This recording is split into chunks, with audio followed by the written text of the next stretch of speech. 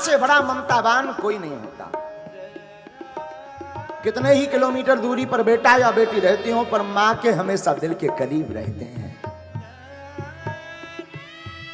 बेटा कितना भी निकम्मा हो, चोर हो, खुरापाती हो, भाई मन काट देगा, पिता त्याग देगा, पर मां मरते दम तक अपने बेटे को अपने से अलग नहीं करना चाहिए।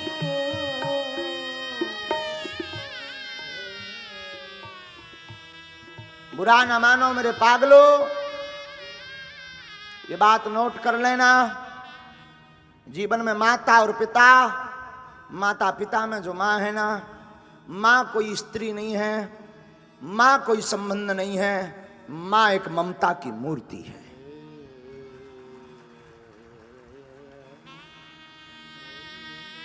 पूरे जीवन भर बोझ ढोती मां। बचपन काल से ही मां का संघर्ष प्रारंभ हो जाता। अपने बेटा और बेटी को सूखे में सुलाती, खुद गीले में सोती। बेटा और बेटी को भोजन कराती, खुद भूखी रहती। बेटा और बेटी कहीं पर भी चले जाएं, सबसे ज्यादा मन्नत अगर कोई मांगती है, सबसे ज्यादा अर्जी अगर कोई लगाती है, ईश्वर से अपने पुत्र या पुत्री की मंगल की कामना अगर सबसे ज्यादा कोई जीवन में करता है तो वो मां करती है। मां बाप से बड़ा इस दुनिया में कुछ भी नहीं है। और उसमें भी मां एक ऐसा शब्द है जिस शब्द की कोई व्याख्या नहीं है। मां जिसका कोई उदाहरण और इसकी कोई दूसरी तुलना नहीं है।